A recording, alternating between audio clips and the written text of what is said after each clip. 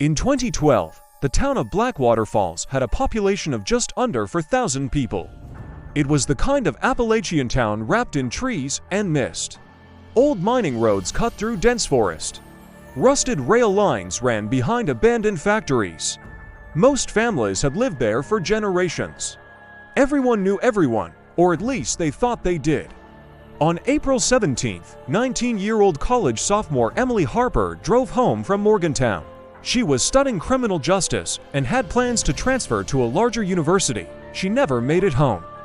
At 8:42 p.m., Emily sent a text to her mother, about 25 minutes out.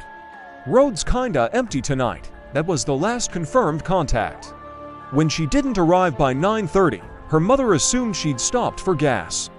By 10:15, she was calling Emily's phone repeatedly. It went straight to voicemail. By midnight, Emily's father was driving the two-lane highway that cut through the mountains. At mile marker 63, he saw flashing lights. Emily's silver Honda Civic was parked on the shoulder, engine off, driver's door closed. Headlights still on, the car showed no visible damage. No broken glass, no blood. Her purse sat in the passenger seat. Her wallet inside, cash untouched, but her phone was gone. The responding deputies from the West Virginia State Police treated it as a missing person case. At first, there were no skid marks suggesting an accident. No signs of forced entry, no footprints clearly distinguishable. But there was something strange. The driver's seat had been pushed far back, farther than Emily would normally position it. Investigators theorized someone else had been in that seat. The search began at dawn.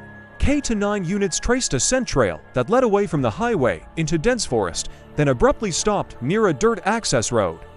Tire impressions were found there, large tires, possibly a truck. But the recent rain blurred the pattern. For days, there was nothing. No ransom note, no suspicious bank activity, no credible sightings. Blackwater Falls was the kind of town where crime meant petty theft or bar fights. A disappearance like this felt unreal. Until another girl vanished. 3 months later, 22-year-old waitress Tara Mills left her shift at a roadside diner. She was last seen walking toward her car in the parking lot at 11:17 p.m. Her car was found the next morning. Driver's door open, keys on the ground, phone missing. The similarities were undeniable. 2 young women, both alone at night, cars left behind, phones gone. The FBI joined the investigation. They brought geographic profilers who analyzed the dump sites, or rather, the absence of them. Both disappearances occurred within a 15-mile radius, both near isolated stretches of road leading toward old industrial land. Detectives started canvassing registered owners of large trucks in the area. One name kept surfacing: Caleb Danner, age 42, former coal equipment operator. Owned a black lifted Ford F-250. Lived alone on 12 acres bordering an abandoned mining property. He had no serious criminal record, but witnesses remembered him. A cashier at a gas station recalled a man matching his description, asking if she closed alone. A hardware store employee remembered him buying heavy-duty zip ties and industrial plastic sheeting in late March. Still, there was no direct evidence tying him to either crime until November. A hunter deep in the woods near an old strip mining plateau discovered what he first thought was a tarp. It wasn't a tarp, it was a body. Decomposition made identification difficult, but dental records confirmed it was Tara Mills. She had been restrained. Cause of death: blunt force trauma and asphyxiation. The location was less than 3 miles from Caleb Danner's property. The search radius expanded. Cadaver dogs were deployed across the abandoned mining network. In a shallow depression hidden by brush, they found a second grave. Emily Harper. She had been buried deeper, more carefully. Her remains showed signs she had been held for some time before being killed. That detail shifted everything. This was no random roadside attack. This was organized. Investigators obtained a search warrant for Caleb Danner's property. What they found inside his barn changed the case entirely. Behind stacked tool cabinets was a concealed crawlspace reinforced with plywood. Inside, restraints bolted into wooden beams, chains, a stained mattress. And something more disturbing, a wall covered in photographs. Most were cut from social media pages, women from nearby towns. College students, waitresses, cashiers. Emily's photo was there. Tara's too, pinned with red thumbtacks. Forensic analysis revealed fibers in the crawlspace matched fibers found on both victims' clothing. Soil samples from the graves matched soil from Danner's truck tires. He was arrested immediately. During interrogation, Caleb remained eerily calm. He denied everything. Claimed the crawlspace was an old storage area, said the photos were just faces from around town, but then investigators confronted him with cell tower data. His phone had pinged near mile marker 63 the night Emily vanished. He had no explanation.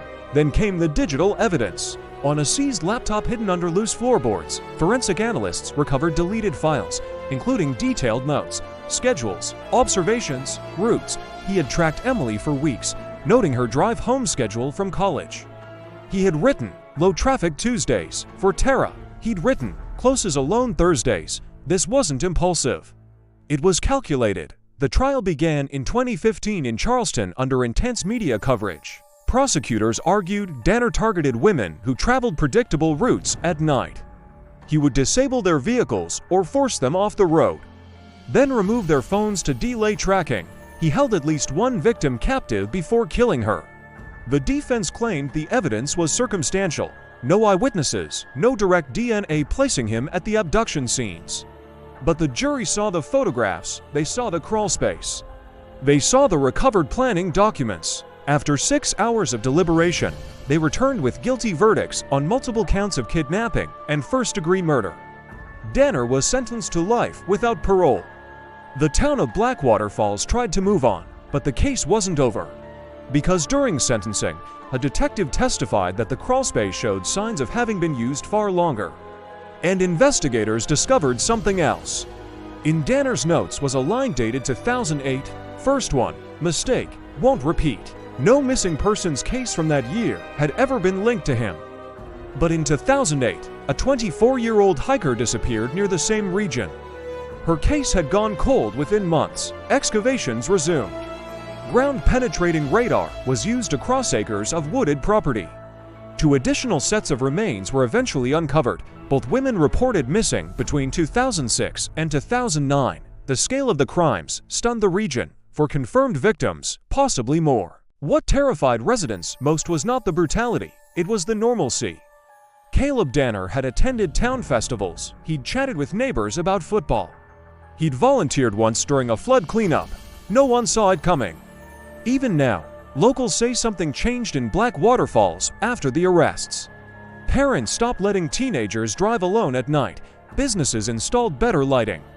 The abandoned mining roads were blocked off permanently, but the woods remain dense, quiet, and for those who remember the spring of 2012, the silence on those highways still feels heavier than it should.